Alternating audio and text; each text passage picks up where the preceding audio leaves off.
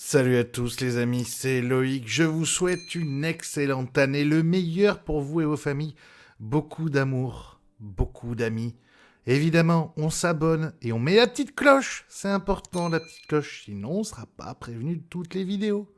Allez, bisous. Bonjour à tous, bonjour à toutes les amis, c'est Loïc. Bienvenue dans Poker Débat, votre émission de poker et de débat qui n'a jamais aussi bien porté son nom. Oui, j'ai reçu des centaines et des centaines de messages. Oui, nous allons aujourd'hui parler de la triche au poker. Et pour ça, j'ai réuni un très beau casting et un casting que De tricheurs, que de tricheurs.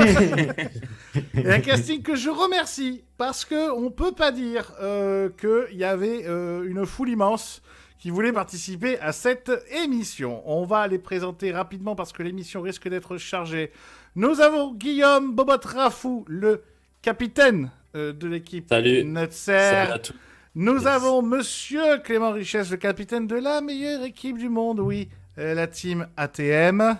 Merci beaucoup de m'accueillir. Nous avons notre ami Illico Busto qui est de retour, que vous pouvez voir sur la chaîne Twitch de PMU de temps à autre. Et qu'on peut voir aussi... T'es chez qui toi, Illico? C'est où? Spin for win. Spin for Win avec Crazy Donkey. Nous avons notre ami, notre légende Adrien Guyon. Bonsoir.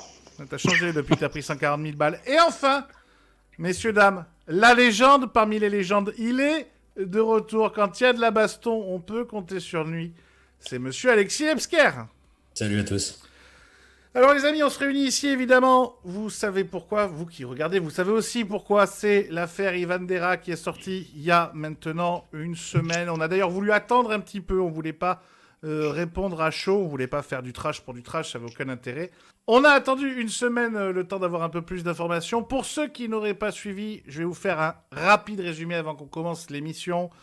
Entre le 4 et le 5 janvier 2021 sur Winamax, un compte qui s'appelle Matt Ivanao a gagné le surpair high roller 2000 € pour 83 000 €. Le lendemain, le 6 janvier, Guignol annonce sur le CP qu'une enquête est en cours sur ce compte et que ce compte a été loqué. Ça aurait pu en rester là, oui, mais le 22 janvier, un compte anonyme ouvre un nouveau trade sur le club poker et annonce que le compte Matt Ivanao appartient à Ivan Dera et que ce n'est donc pas son compte, que ça veut dire que Ivan Dera a fait du multi-accounting. Il a joué avec plusieurs comptes sur au moins ce tournoi-là. Forcément, le club poker, ça s'enflamme, les théories, la conspiration, jusqu'à ce qu'un joueur de ce tournoi-là, un joueur qui a fait table finale, un joueur respecté, qui s'appelle Mamarazzi, confirme que lui aussi a eu des échos comme quoi c'est Ivan Dera. Donc là, le CP qui était enflammé part en torpille. Le 24 janvier, 2 jours plus tard, Ivan Dera sort un communiqué où effectivement il confirme qu'il a triché, il donne ses explications, on reviendra dessus. Et puis, le 25 janvier, on a un communiqué de Guignol qui travaille pour Winamax pour donner la version de Winamax. Voilà pour les grandes lignes. Je vous invite à aller sur le CP. Il y a un excellent article qui résume très bien les choses de l'ami Super Caddy. Voilà, vous aurez toutes les informations. Vous pourrez lire les communiqués. Maintenant qu'on a fait le résumé de la situation, on va pouvoir attaquer les amis parce que ce poker débat, c'est un poker débat où on va parler de la triche au poker. Donc on va essayer de généraliser, on va essayer de parler de globalement, mais on va d'abord revenir sur cette affaire-là. J'ai envie de vous demander, que retenez-vous de l'affaire Ivan Dera?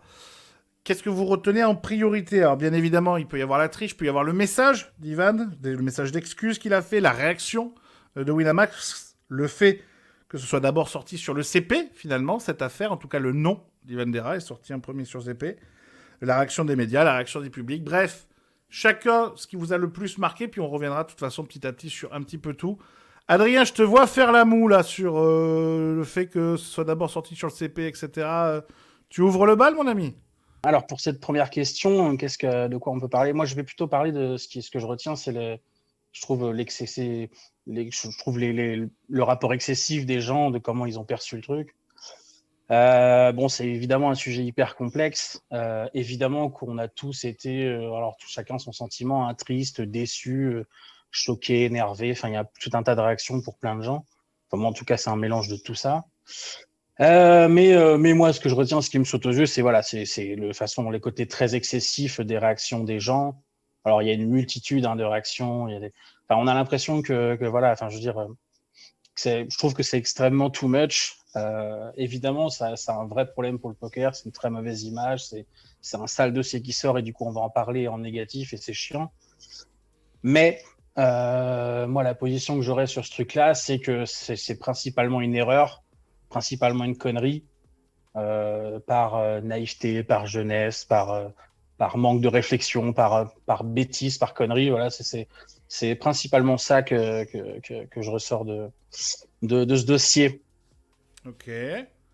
Le côté excessif, les amis, vous êtes d'accord avec Adrien Je pensais qu'Adrien allait justement dire l'inverse, mais ouais, je suis totalement en accord avec Adrien. Je pense qu'Ivan a eu une image de mec bien pendant toutes ces années, et je pense pas que ce soit une mauvaise personne au fond. Pour moi, il y a triche et triche. Évidemment que c'est de la triche, et évidemment, qu'est-ce qui se serait passé si jamais il avait fini à la même table? Il y aurait eu énormément de problèmes dans ce cas-là. Mais pour moi, cette histoire est quand même loin d'être similaire à l'histoire Pasqualini, qui était un vrai scam. C'était une vraie triche. C'était je veux prendre l'argent des autres à la table finale.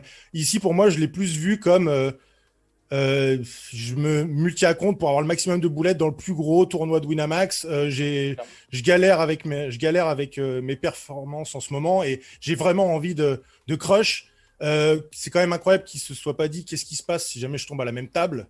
Mais voilà, je pense pas qu'il se soit dit je vais prendre l'argent des autres, quoi. Alors, ouais, alors c'est clairement ça. Alors moi, je trahirais pas le truc. Moi, j'ai eu Ivan au téléphone. Je voulais échanger un peu avec lui dans les derniers jours pour avoir voilà son sentiment un peu en off, savoir comment il avait vécu le truc, etc. Je trahirais pas le truc en disant que voilà, je l'ai eu au téléphone. Il le sait, il est d'accord. Il n'y a pas de soussailles. Clairement, ce que tu viens de dire, enfin moi, c'était déjà une évidence avant qu'il m'en parle. Mais Ivan, c'est sûr et certain que c'est plutôt un mec. Pourquoi je dis plutôt que c'est un mec bien dans le fond. Sa volonté, ça n'a jamais été de tricher. Quand tu dis il y a triche et triche, moi je suis complètement d'accord avec toi. C'est-à-dire que moi je dirais plutôt qu'il a fait quelque chose d'illégal. Voilà, il a fait quelque chose d'interdit, beaucoup plus qu'avec la volonté de tricher. Clairement, sa volonté, c'était exactement ce que tu viens de dire, c'était de se dire, bah finalement j'ai juste plus de chances de deep run. Sans réaliser que voilà, et finalement qu'il pourrait y avoir des répercussions. Et c'est clairement ça le truc, c'est qu'il n'avait pas réalisé que ça pourrait être vraiment grave. Et voilà, et c'est même sûr et certain qu'il s'est pas dit, je vais faire ça en espérant être à la même table pour avoir 4 cartes sur la même table. Ça, moi, le connaissant un peu personnellement, alors les gens diront, bah oui, mais tu défends quelqu'un que tu connais. Bref, ça c'est bidon, c'est mal me connaître, mais je suis intimement persuadé que c'est clairement, il s'est pas dit ça. Et voilà, c'est juste, il avait la volonté de faire un résultat et il a été très naïf et surtout, c'est une immense connerie, quoi. C'est une immense bêtise. Tu fais pas ça. C'est non seulement interdit, mais voilà, il a pas imaginé les répercussions. Il a mal calculé le truc et c'est vraiment une immense connerie. Après, tout en disant ça, le fait qu'ils sortent du team, c'est totalement mérité. Le fait que les gains soient Ah oui, confisqués, c'est totalement mérité. Voilà, ça non, ne remet mais pas en question euh, ce qui a été fait, mais ouais, je pense, pour moi, c'est pas un scammer. C'est pas un- non, mais ça c'est certain. C'est-à-dire que d'ailleurs, bah là, enfin, après on va développer avec les autres, mais la réaction de Winamax, pour moi, elle est juste et logique. Tu pouvais pas faire autrement. C'est normal. La sanction est à la hauteur de la connerie. Mais voilà, pour moi, ça reste beaucoup plus une connerie qu'une affaire de triche. Ou alors, c'est une affaire de triche, certes, mais je trouve que c'est beaucoup trop excessif. Moi, j'ai lu des choses. Bon, il faut lui retirer tout ce qu'il a gagné dans sa vie. Voilà, moi, Ivan, son sentiment, il m'a dit un truc qui m'a marqué. Il m'a dit ce que je regrette aujourd'hui, parce que mine de rien, ça fait déjà quelques semaines. Et aujourd'hui, voilà, il essaye de laisser passer la vague, voilà, en essayant de se reposer. Mais en gros, ce qu'il retient, ce qu'il regrette, il se dit, c'est fou parce que en 3 ans et demi enfin même un peu plus, mais en 3 ans et demi de travail en tant que joueur sponsorisé, à vouloir promouvoir le poker, à vouloir donner une bonne image des choses en étant quelqu'un, juste en étant lui-même d'ailleurs, mais en étant quelqu'un de bien, il dit c'est fou qu'une erreur, les gens retiennent que ça, quoi. C'est juste dingue. C'est-à-dire qu'aujourd'hui, son nom va être associé pendant en tout cas quelques temps par une majorité des gens, je pense peut-être un peu moins par les gens du milieu, mais en tout cas par une majorité des gens qui suivent le poker. Comme voilà, son nom, ça va être associé à la triche, quoi. Et ça risque d'être un peu long. Et c'est triste. Moi, je trouve ça triste humainement que une erreur cache tout le reste, quoi. Toutes les choses positives qu'il a pu faire dans le poker. Voilà, ça, c'est ce qui me rend triste dans cette histoire. Ok. Alexis Oui, je rebondis tout de suite sur ce que dit Adrien. Ça s'appelle la vie, hein, ça. C'est que toute ta vie, tu fais des choses bien, tu fais une connerie, bah, tu payes pour cette connerie. Et on a assez peu d'indulgence pour tout ce que tu as fait auparavant. Donc, moi, je suis d'accord avec vous sur le fond. Je pense que voilà, il a payé, il paye cher, mais je pense que justice a été rendue. Oui. Pour répondre à ta question directement, moi, ce qui m'a marqué, c'est quelque chose de. J'étais très froid quand j'ai entendu cette affaire éclater, parce que je connais pas du tout Yvan Dera, donc j'ai pas d'émotion vis-à-vis de lui. Et puis parce que la nouvelle c'est pas un scoop, hein, qu'il y ait des multi-accounts et qu'il y ait de la triche au poker, on le sait. Donc c'est juste que ça a éclaté à ce moment-là. Et moi, ça n'a pas éveillé chez moi de sentiments particuliers. J'ai pris les choses avec beaucoup de recul, beaucoup de froideur. Et ce qui m'a marqué, c'est la communication, c'est la façon dont tout ça a été déballé et le contenu. Et il y a beaucoup à en dire, j'espère qu'on pourra en parler tout à l'heure. Ok. Illico. Alors, je suis partiellement d'accord avec tout ce qui a été dit parce que même si c'est une bêtise et je pense que Ivan Dera a clairement été puni à la hauteur enfin, de ce qu'il méritait, je pense que les réactions ne sont pas forcément excessives dans le sens où justement on idolâtrait tellement Ivan Dera parce que c'était un mec qui paraissait super simple, super vrai, super droit et super sympa même quand tu vois dans les épisodes de la tête d'un pro. Il C'est un l'est, hein. mec. Mais non, mais alors, je dis pas qu'il l'est pas, Adrien, mais du coup, quand quelqu'un que t'idolâtres d'une certaine manière, en tout cas que t'admires, fait une bêtise, et bien sûr, c'est une bêtise qu'il a fait, bah, du coup, la réaction est encore plus excessive de la part des gens. Et moi, le premier, personnellement, je le connais pas de manière personnelle, mais en tout cas, il dégageait une image qui m'était très, très sympathique. Et c'est vrai que ça m'a fortement déçu de sa part. Par rapport au multi-account, moi, je suis peut-être voilà, un peu plus jeune dans le milieu et un peu plus naïf du coup que la plupart d'entre vous. Mais je me dis que si un Team Pro Wina prend le risque, même si encore une fois c'est une bêtise, mais il l'avait quand même déjà fait auparavant, en 2016, d'après ce qui a été dit, le fait, ça veut dire que derrière, tu en as plein qui le font. Si un Team Pro se dit qu'il peut avoir l'impunité finalement potentielle de le faire, c'est qu'il y en a plein derrière. Donc ça, je trouve ça quand même assez choquant et du coup dramatique pour l'image du poker. Et moi, je rejoins Alexis sur si je devais choisir un sujet par rapport à cette histoire, c'est pour moi la communication de Winamax qui aurait, selon moi en tout cas, hein, c'est mon propre avis, mais aurait dû prendre les devants. C'est pas à Ivan de s'exprimer le premier, c'est à Wina d'anticiper. Parce que là, finalement, ce qui se passe, c'est que tout le monde se dit, bon, bah, Wina a réagi parce que l'affaire est sortie. Mais si l'affaire n'était pas sortie, Winamax n'aurait pas communiqué et aurait dit bon bah Ivan part parce que voilà fin de son contrat alors qu'il vient de gagner un WSOP mais bon voilà ils auraient finalement je pense fait un bluff et du coup moi je pense que enfin quand tu gères une entreprise et la communication le truc primordial c'est de la contrôler et d'anticiper. Ils savaient que ça allait sortir. Moi, personnellement, l'affaire, j'ai été au courant 5 jours avant que ça sorte sur le CP. Et je ne suis pas la personne la plus voilà, qui connaît le mieux le poker, le monde du poker. Donc, si moi, je le sais, c'est-à-dire qu'il y en a plein derrière qui le savent. Et donc, si Winamax se dit ça ne va pas sortir, bah, c'est qu'ils se mettent le doigt dans l'œil. Alexis. J'aimerais Ouais, bien. je voudrais intervenir sur ce point-là. Moi, je suis pas du tout d'accord avec le début de ton intervention, Cédric, en disant il y en a un, donc il y en a forcément beaucoup d'autres. Ça, c'est quelque chose qui, en communication politique, fait très mal. Ils sont tous pourris. Bah non, ils sont pas tous pourris. Il y en a qui font bien leur boulot, il y en a qui sont sérieux, il y en a qui sont honnêtes, il y en a qui sont intègres. Il y en a, je ne dis pas qu'il y en a pas d'autres, je ne sais pas. Mais je ne veux pas, sous prétexte qu'il y a un cas, considérer que tous les joueurs pro, du Team Winamax ou autre, hein, sont pourris, cherchent la faille, cherchent à exploiter. Je veux vraiment pas rentrer là-dedans. Faute de preuves. Et on verra cas par cas. Après, sur le reste, je suis complètement d'accord avec ce que dit Cédric. Juste, je vais revenir avec ce qui a été dit un petit peu avant, au tout début de l'intervention. Moi, je connais pas Yvan, donc je peux pas savoir si c'est de naïveté ou du gros complot. Il y a juste une chose. Je veux bien admettre qu'il a été naïf et il s'est pas projeté jusqu'en TF. Bon, admettons. Voilà, quand tu participes à un tournoi avec deux comptes, tu quand même peut-être t'imaginer un tout petit peu ce que ça va donner si tu arrives en TF. Mais bon, admettons, il est naïf, complètement naïf, il s'en est pas rendu compte. Si ça se produit, qu'est-ce qu'il fait? Est-ce qu'un mec qui a le niveau technique, parce que ça aussi on peut en parler, le niveau technique d'Ivan Dera, avec deux comptes en TF, est-ce qu'il n'a pas un edge énorme? Si, bien sûr. Alors qu'est-ce qu'il fait? Il log out? Ouais, mais Non, il aurait poussé son truc jusqu'au bout, c'est évident. Bah voilà, il aurait Mais- poussé son non, truc mais jusqu'au bout. ça- Donc il faut ça- pas non plus être naïf. Oui, il y a une violation des conditions générales d'utilisation, ça c'est d'accord. Mais en TF avec deux comptes, il y a une triche manifeste. Et c'est juste que ça s'est pas produit. Mm. Mais il y aurait eu une triche manifeste. Donc il y a une intention quand même qui va loin. Donc, on ne va pas revenir sur le fait, parce qu'on est tous d'accord pour dire qu'il a payé et que voilà, je pense qu'il a payé à la hauteur du préjudice qu'il a commis. Mais je veux dire, il ne faut pas non plus être complètement naïf. Mais quelles Il sont les chances il serait posé la question. C'est des stats, c'est la probabilité est tellement basse. Ouais, Clément, je te vois bouillir depuis 5 minutes. Là.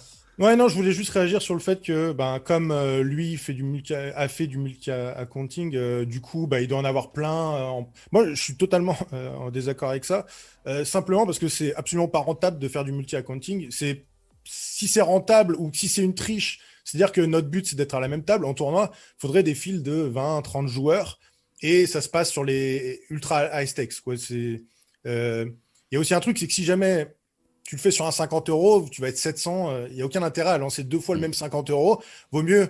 En plus, tu vas être sur quoi? Sur 2 PC ou si tu vas ouvrir sur ton autre écran une autre fenêtre pour être sur les deux. Vaut mieux lancer les 50 € sur tous tes comptes plutôt que faire des histoires comme ça. Donc, si ça arrive, c'est que pour les très très gros tournois. Et connaissant pas mal de joueurs de poker, j'entends jamais que ça arrive. Ok. Là, on parle de 1 et 2K, je crois. Hein. Donc, De multi-accounting. il n'y a pas 700 joueurs. Hein. Oui. Comment? On parle de field assez réduits. C'est sur des 1 et 2K, c'est ça, non? Oui, c'est pour ça. C'est sur un de cas. Il y avait Sur un 200 2K. joueurs. 200 joueurs, je crois. Ouais, voilà, de 200 joueurs, tu as quand même une probabilité de te retrouver à tôt ou tard à la même table. Hein. Voilà, mais ce que je veux dire, c'est que pour ceux qui ne sont pas professionnels et qui écoutent cette émission, qui ne se disent pas que ça y est, sur les 50 €, il y a des mecs qui ont deux comptes. Ouais, je suis Enfin, d'accord. ça fait pas de Ouais, sens c'est financier, quoi. Et puis même sur les 2K habituels, ça n'a aucun intérêt. Là, c'était vraiment aussi parce que le 2K était magnifique. Il y avait beaucoup de qualifiés expresso. D'ailleurs, belle stratégie de Winamax pour faire venir justement des joueurs qui jouent pas d'habitude les 2K. Donc c'est vrai que c'était the tournoi en fait pour multi-account s'il fallait en choisir un. Et c'est sûr que sur les high rollers et tout, moi je connais personne qui multi-account. Mais dans la tête des gens, je pense que, je l'ai vu en tout cas sur le CP, que beaucoup de gens, moi c'est pas forcément mon avis, hein, parce que comme je vous l'ai dit, je suis peut-être naïf. Moi dans mon entourage de grinder, il y a personne qui le fait. Après, vous êtes libre de me croire ou pas, mais en tout cas, moi, j'étais pas au courant que ça se faisait. Mais quand les gens voient que Winamax n'anticipe pas la chose et que du coup, on voit que c'est un team pro qui le fait, les gens qui sont pas forcément experts en tournoi ou juste qui suivent le poker, plus ou moins loin, peuvent penser ça en fait. Et c'est légitime de leur part, je pense. Après, tu dis que Winamax anticipe pas la chose, mais là, par contre, là-dessus, c'est pareil, tu fais une erreur. Hein. Ils sont taqués sur ce genre de sécu. Hein. Ça, des histoires comme ça, en réalité, il y en a plusieurs par semaine, je crois. C'est vraiment plusieurs par semaine, donc ça en fait pas mal de cas dans l'année. Après, évidemment, là, celui d'Ivan, il sort parce que c'est Ivan. Mais des histoires de bots, des histoires de multi-account, des histoires de connexion sur le compte de l'ami, du machin, du truc, je pense que c'est quasi quotidien. Attention, là, non seulement ça sort parce que c'est Ivan et parce que c'est la win d'un 85K, mais des histoires comme ça sur des limites plus basses. Mais il y a même des gens qui ne savaient pas, il faut l'entendre. Moi, j'ai plein de gens autour de moi, des potes, qui ne savaient même pas que c'était interdit. Genre vraiment, moi j'ai plein d'amis, des joueurs amateurs, je parle, hein, qui jouent des fois au travail et avant d'aller embaucher, ils passent le tournoi, ils disent à leurs frères de se connecter. Je pense qu'il y a des milliers de gens qui font ça sans savoir que c'est interdit. Donc déjà, ça c'est ouf, ça faut le dire. Adrien, je pense, c'est pas ça que je voulais dire. Je te dis pas que Winan ne fait pas son travail et ne bloque pas des comptes, etc. Ce que je t'ai dit, c'est qu'il savait que là, c'était sur le compte de son père. Donc, il savait quand même que c'était Ivan Nera qui avait joué. Et ce que je trouve pas normal, c'est qu'ils aient pas anticipé de communiquer là-dessus pour montrer que c'est eux qui gèrent le truc. Là, ça sort sur le CP. On attend quelques jours pour avoir une réaction d'un membre Winamax. Donc, Guignol qui fait une intervention où il répète, ce qu'on lui a quelque chose de vraiment très formaté. Un peu autour de la législation, mais il n'apporte pas vraiment d'éléments en plus. Et moi, c'est ce que je trouve dommage, c'est que Winamax, pour moi, c'est pas à Ivan de communiquer en premier autour de l'affaire. C'est à Winamax avant, parce que déjà, Ivan, du coup, ça va lui porter préjudice, parce que lui, c'est pas un expert en communication non plus. Et forcément, avec son message d'excuse, ça attire aussi les foudres de beaucoup. Pour moi, le message d'excuse n'était pas parfait. Après, c'est mon avis, mais ce que je comprends aussi, il est dans une situation aussi qui était compliquée. Justement, je te coupe un peu, Illico, parce qu'on a un monsieur qui s'est quand même occupé pendant de longues années de la communication d'une room. Alexis, justement, les deux messages, autant celui d'Ivan que celui ensuite de Guignol pour Winamax, ton avis là-dessus? Moi, je suis un petit peu... je serais plus indulgent avec le message d'Ivan parce qu'il n'est pas communicant, comme l'a dit Cédric. Donc, il n'a pas une équipe qui relie, etc. J'ai le sentiment, moi, en l'ayant lu, qu'il parle un peu avec son cœur. Donc, ça compense un peu les maladresses et les petites boulettes de ci, de là. Moi, ça ne m'a pas choqué. Les pics à la fin, c'était peut-être pas. Ouais, les pics à la fin alors les pics à la fin sont absurdes. Ouais, c'est pas. Les pics à la fin sont absurdes. Je terminerai là-dessus, mais il a quand même le mérite de ne pas être revanchard envers son ancien sponsor, ce qui donne beaucoup de crédit à toutes ces années où il a été pas sponsorisé, où ça s'est bien passé. Il remercie son coach, il remercie Winamax, il remercie les années où il est passé. Donc, à moins que ce soit du deuxième degré, moi, je ne l'ai pas pris comme ça. Et donc, ça, c'est plutôt un bon point au niveau communication. Après, le côté, je suis prêt à entendre toutes les critiques, mais il faut qu'elles soient constructives. J'ai envie de te dire, pour qui tu te prends, mon garçon? On t'a pris la main dans le sac, c'est quand même pas, on est tout à fait libre de dire ce qu'on veut, y compris des plus grosses conneries de la Terre. Ok, c'est l'opinion de chacun.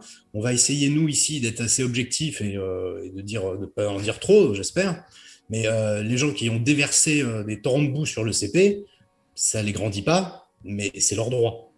Donc, de quel droit, lui, estime que ces gens-là n'ont pas le droit de s'exprimer et doivent être constructifs ou quoi que ce soit? Non, mais le problème, c'est toujours le même. C'est que t'as toujours, je pense que, alors, surtout s'il lit le CP, c'est que t'as, on va dire, 50% d'avis constructifs de gens qui ont des arguments pour ou contre. Hein, c'est pas la question. 50%. Ah, si, craque pas quand même. Et toi, heureusement que tu joues pas au poker, toi, t'es une bidon, ça. Non, mais bon, je lis pas en entier. Non, mais 50%, c'est s'il y a 15%, mec, t'es largement. J'ai parlé de torrent de boue. Hein. Non, mais. Ah, 50%. Non, t'as la moitié, c'est vraiment des trolls et c'est méchant, non? Non, 85%, c'est de la connerie, et t'as 10-15% peut-être qui. Bon, moi j'aurais dit 50-50, mais enfin même 50-50, ça fait, je pense que ça fait un sacré volume. Attends, excuse-moi Loïc, c'est que tu penses te faire stacker par un club poker un jour? Non, ça va. Il compte racheter le club poker. Ouais, voilà, c'est ça. Non, c'est moi, j'ai toujours mes 7 ou 8 mêmes trolls qui viennent, moi. Et donc, excuse-moi Alexis, je t'ai coupé. Non, voilà, bon, donc je suis plutôt indulgent envers ce garçon qui, encore une fois, a payé sa dette. À propos de Winamax, alors Winamax, moi j'ai lu aussi beaucoup de choses sur le CP, puis on m'a envoyé évidemment beaucoup de messages. Premièrement, ma position, c'est que Winamax est victime dans cette affaire. Winamax n'a rien à gagner. Donc, il faut être, je peux pas dire indulgent, chacun fera ce qu'il voudra, mais je veux dire, il faut bien comprendre quelle est la position de Winamax. Il se serait bien passé de cette affaire. C'est le premier point. Le second point, alors ça, j'ai reçu aussi, c'est ils sont en danger, ils vont fermer, c'est la goutte d'eau qui fait déborder le vase. On parle de Winamax quand même. Hein. Donc ça, ils s'en foutent complètement, ça va rien. Le préjudice est minime et dans 3 semaines, plus personne n'en parle. Donc ceux qui détestent Winamax à mort, bah, il faut qu'ils prennent leur mal en patience, parce que c'est pas encore aujourd'hui qu'ils vont mettre la clé sous la porte. Ceci étant dit, la communication de Winamax, elle est calamiteuse, c'est mon avis. Calamiteuse sur le fond et sur la forme. Qu'on n'envoie pas de communiqué de presse, évidemment. On ne va pas ébruiter l'affaire. Donc, qui décide de communiquer sur le club poker, moi, encore une fois, ça ne me choque pas. Mais la façon dont ça a été fait est vraiment déplorable. Entendons-nous bien, Guignol, c'est quelqu'un pour qui j'ai beaucoup de respect, je le connais très peu, mais c'est un petit génie. Et Winamax lui doit énormément, il a beaucoup de talent. Mais il n'est pas communicant, chacun son métier. Il y a des communicants chez Winamax. C'est une grosse boîte, il faut arrêter de croire que c'est une start-up, une boîte de copains. C'est une boîte qui pèse à peu près 1 milliard d'euros. D'accord? Donc on parle d'une grosse boîte où chacun peut avoir un poste et prendre les choses en main, de façon sérieuse. Donc c'est pas à Guignol de faire ça. Qui signe éventuellement, pourquoi pas, mais que ce soit quelqu'un qui écrive son texte. Je vais rentrer un tout petit peu dans les détails. Hein. Déjà, la première phrase, ce que Ivan Dera a dit. Donc, si tu sais pas ce qu'il a dit, tu sais même pas de quoi ça parle. Que tu es quand même la politesse de résumer les faits. Et ne pas se renvoyer à quelqu'un qui ne fait plus partie de ton entreprise. Alexis, tu as le droit d'insulter Adrien pendant ta démonstration. Hein. Non, mais je donc, déjà, ça, sur la forme, ça va pas. Ensuite, sur la façon dont les choses se développent, il parle de triche, il parle de fraude. Le mot triche est prononcé 2 fois. Le mot fraude est prononcé. Quand tu envoies une communication, tu communiques pas sur ces mots-là. Jamais tu prononces ces mots-là. Ça, c'est la base de la communication. Alors, je vous dirai pas comment on fait, sinon il faudrait que je travaille gratuitement.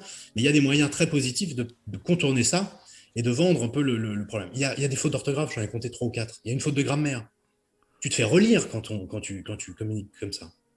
Alors qu'ils en aient rien à foutre, qu'ils considèrent dans leur bureau que c'est pas grave, que c'est une chose, mais c'est pas pour autant qu'il faut mépriser les gens qui considèrent que c'est une affaire importante, et c'est pas pour autant qu'il faut la désamorcer le plus tôt possible. Et c'est pas du tout ce qui a été fait. Vous l'avez dit, ils ont attendu 2 ou 3 jours pour communiquer. Il faut désamorcer le truc tout de suite, il faut prendre les devants, il faut dire voilà, il y a eu ça, on l'a constaté rapidement, et on a viré Ivan Dera, point. On prend les choses au sérieux, et il a subi aucun traitement de faveur.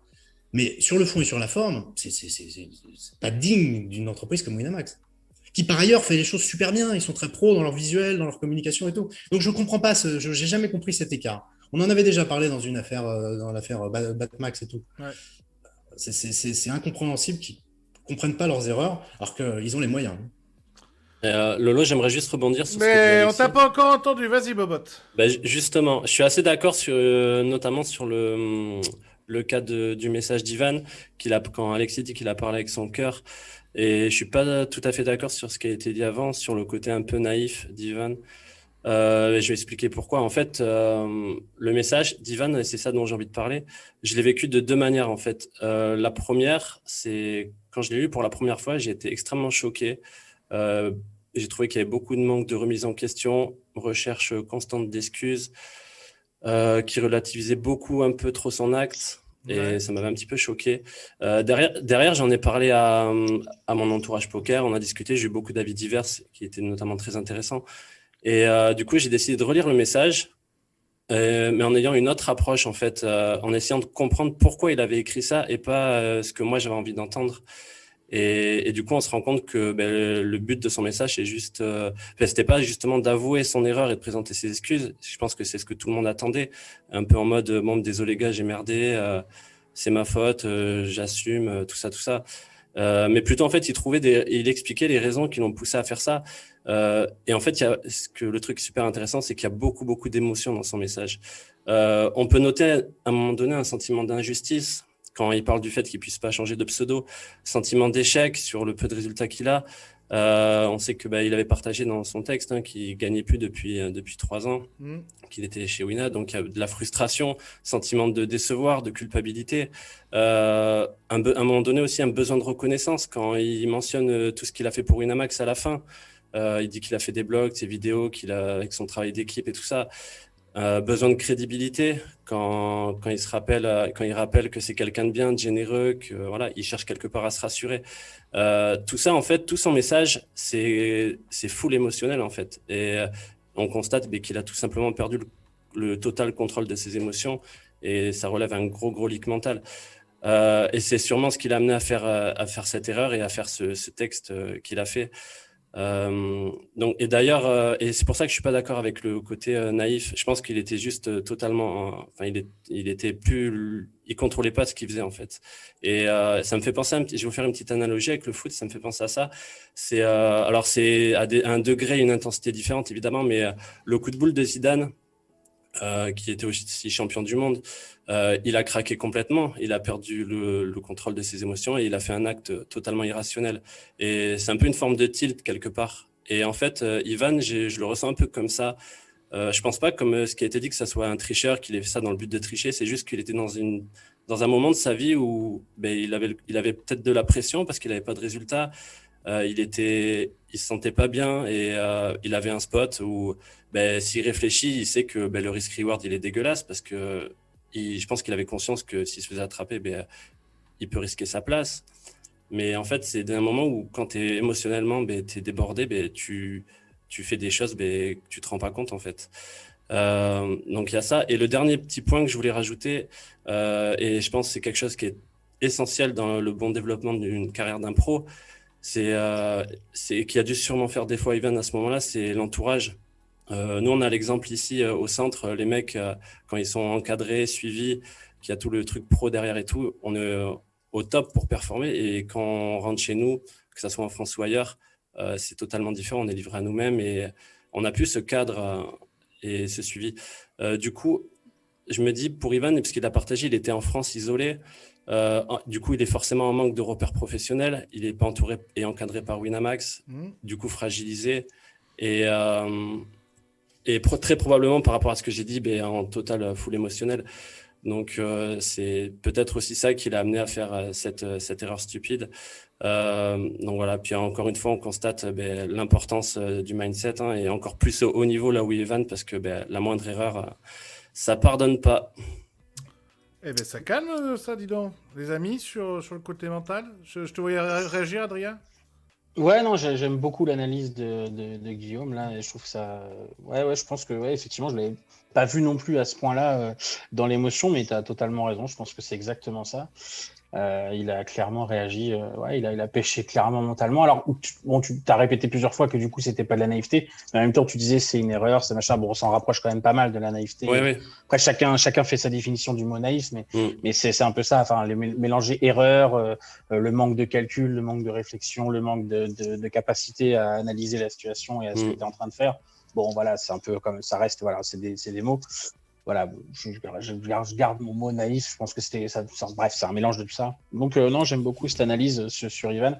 Après, pour reparler vite fait juste justement du fait est-ce que ça a été une volonté de tricher? Il faut quand même rappeler un truc. Je vais rappeler un truc simple que des fois, c'est pour juger une situation, on se pose la question par rapport à l'intelligence des gens. On se dit, est-ce que vous pensez vraiment que Ivan Dera, qui est quand même un petit bonhomme plutôt intelligent, est-ce que vous pensez que quand tu as la volonté de tricher, tu planques un peu plus, quoi. Tu prends pas le compte de ton daron dans la même pièce. Mais c'est ça en fait, c'est ce que je disais, c'est qu'il était totalement dans l'irrationnel. Il était totalement dans l'irrationnel. Non, Donc il a fait un truc totalement stupide. Pour vite fait, vraiment ôter dans la tête potentiellement des gens qu'il a la volonté de tricher, que non, c'était pas ça. Parce que si tu veux tricher, tu prends pas un compte avec le nom de ton frère et de ta sœur. Oui, tu voilà, prends pas c'est le ça. compte de ton daron sans mettre un VPN, sans une machin, sans un truc. Si tu veux te planquer, si t'es pas trop con, si tu veux te planquer, vraiment, tu peux te planquer. Là, c'est vraiment une connerie. Et moi, de ses propres. Toi, tu fais comment, Adrien? Non, mais c'est ça! Non, mais c'est ça, t'as les mecs, tu vois, ils sont en train de prendre des notes. Alors, attends, mettre un VPN. Non, mais tu rigoles, mais cette affaire, je pense que ça va donner des idées à plein de gens, mais bref, mais ça, c'est autre chose. Mais non, mais en réalité, moi, je suis très content de cette histoire parce que ça veut dire que ma place de runner-up sur le compte de ma sœur est passée tout seul. Ça, c'est quand même la bonne nouvelle de cette histoire. Bon, je suis pas plus braque dessus, du coup, j'ai gagné. Mais bref, ça reste la bonne nouvelle. C'est passé solo. Mais bref, non, mais voilà, il a de ses propres mots, même lui, aujourd'hui, si tu lui demandes, il saurait même pas te dire. C'est-à-dire qu'il, comme tu viens de dire, il a fait ça, mais il saurait même pas dire. Il dit ouais, j'ai fait de la merde. J'ai fait de la merde. J'ai pas réfléchi, comme tu dis. Je dis que t'es chez ses parents, voilà, sans doute vachement en plein doute, comme tu viens de dire.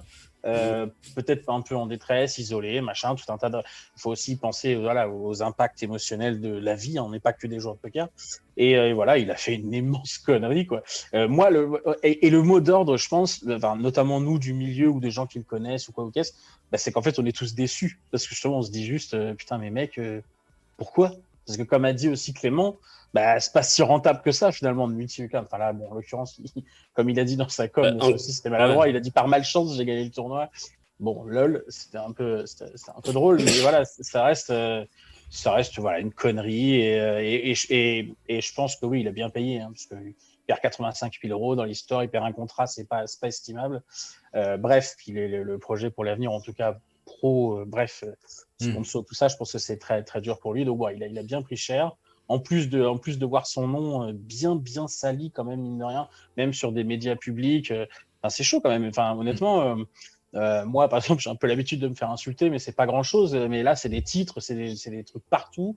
Je pense que tu prends vraiment bien cher. Donc, à ceux qui disent qu'il aurait pu perdre plus, qu'il devrait se faire retirer des titres, des machins, les gars, remettez les choses dans le truc. Je pense qu'il a pris bien cher. Il s'est fait virer. Honnêtement, ça a été très rapide. Hein. Wina, alors ça, c'est pareil, j'ai pas évoqué, mais Wina, 3 heures après, c'était au courant. Hein. Alors effectivement, leur com, ils ont mis du temps et c'est d'ailleurs relativement désastreux. On ne sait même pas pourquoi des raisons. Alors, juste sur Wina, moi j'ai entendu Ponce P expliquer que si l'affaire n'était pas sortie, ils n'en auraient pas parlé parce que ils n'ont pas vocation. Alors je sais même pas si c'est même pas une question de droit, mais on va dire au moins ils n'ont pas vocation à dénoncer les gens qui se cachent derrière les affaires de triche. C'est-à-dire ils ne parlent ni des inconnus ni des gens connus et ils disent voilà, on ne l'aurait pas fait. Parce que, bon, je vois... Alors, Alexis, je te vois déjà... Non, déjà, tu commences par un truc, c'est Ponce P. Qui est Ponce P? C'est un animateur de la Web TV qui fait très bien son boulot, mais c'est pas un communicant. Tu as une communauté, qu'on soit avec ou contre, peu importe, mais tu as une communauté qui attend des réponses, et il se tourne sur Ponce P. Attends, moi je suis désolé, en tout cas... Il a fait ce qu'il... il a fait super bien son travail, le pauvre. Il a fait très bien le travail de quelqu'un d'autre, c'est complètement différent. Ouais. Je suis d'accord. Alors, c'est pas à lui de répondre à ces questions-là. Parce que ça veut dire quoi? Ça veut dire que on s'en fout, quoi. L'image, c'est vrai que ça- l'image, elle est pas pro du tout. Donc c'est pas à Ah, ça- Ponce P de faire une déclaration. Ouais, non, Voilà. mais clairement. La communication sur ce sujet, elle doit être anticipée, elle doit être officielle. Et Ponce P, soit il répète ce qu'on lui a dit, le communiqué officiel à la virgule près, soit il n'en parle pas du tout et il s'en remet au communiqué. Mais là, on a un cafouillage.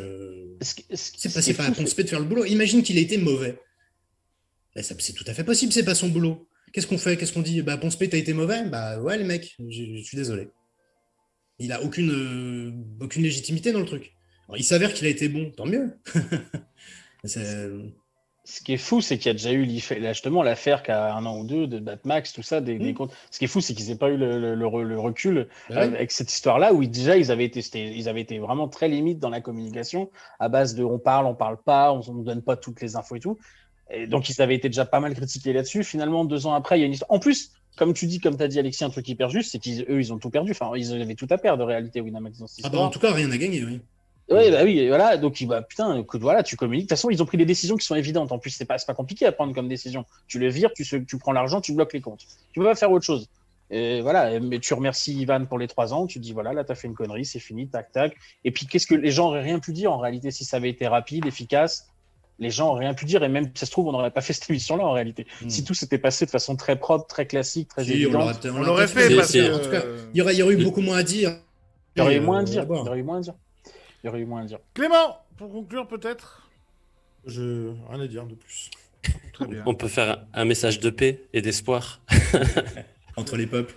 Un message de paix et d'espoir. Et il y avait quand même, je vais utiliser un mot savant, mais je sais pas si vous avez regardé. Moi, j'ai pas lu, hein, j'ai lu vraiment en diagonale quelques pages du CP, mais enfin 130 ou 140, c'est pas possible, tu vois. J'ai vu beaucoup de réactions sur Facebook, tu vois, un peu sur Twitter aussi, mais Twitter c'est pareil, c'était un peu troll. Sur Facebook, les gens c'est pas du troll, tu vois, ils donnent leur avis. Déjà parce que généralement c'est leur nom et leur prénom, il y a pas le côté, tu vois, le côté faut assumer quoi.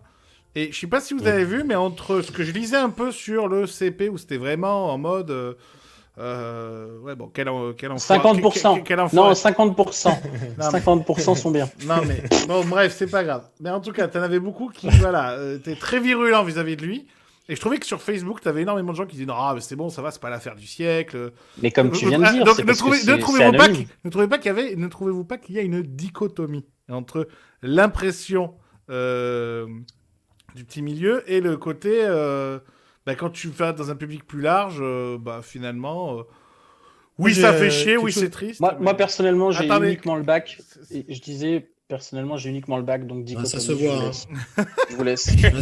T'as pas fait français, hein. Dichotomie, je vous laisse. Clément. Non, je pense que la triche au poker est un sujet un peu spécial, puisque je pense que 100% des joueurs de poker ont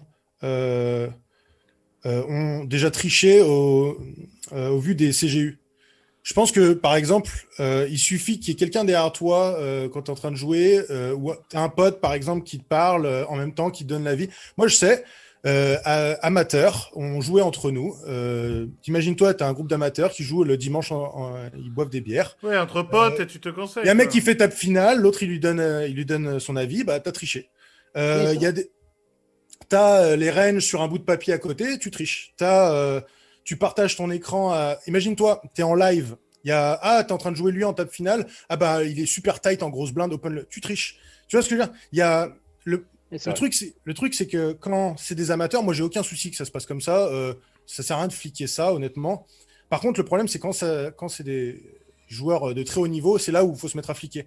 Et c'est pas dans tes questions, je sais pas si on va l'aborder, mais je pense qu'il y a plusieurs solutions qu'on peut apporter dans le poker, en tout cas pour améliorer ça. Ce serait par exemple pour les joueurs professionnels à partir d'un certain qui jouent des certaines limites, qui soient obligés de partager leur écran à la room, ou qui soient obligés de. Alors, je te coupe parce que si on va en parler justement dans les solutions quand on va aborder le second truc, mais c'est très intéressant. Moi aussi, je voulais juste dire un dernier mot à Ivan parce que je sais qu'il m'a dit que de toute façon il avait rien lu, qu'il essayait de. Je sais qu'il va regarder cette émission. Je voulais qu'il retienne un truc, c'est qu'au final, il y a eu énormément de messages, comme on disait, machin CP, de trolls, de vannes, de tout ça. Mais moi, j'ai lu surtout beaucoup de messages aussi de gens qui, au final, sont principalement juste déçus et tristes, mais qui aiment le gars parce que voilà, ça reste un bon mec. Ça, c'est une évidence, c'est plus à prouver. Et voilà, donc qui se disent pas qu'il y a juste des milliers de gens qui lui ont chié dessus. Non, il n'y a pas que ça. Il y a eu beaucoup de ça, mais il y a beaucoup de gens qui oublient pas que c'est un bon gars, qui oublient pas tout ce qu'il a pu faire et ce qu'il fera.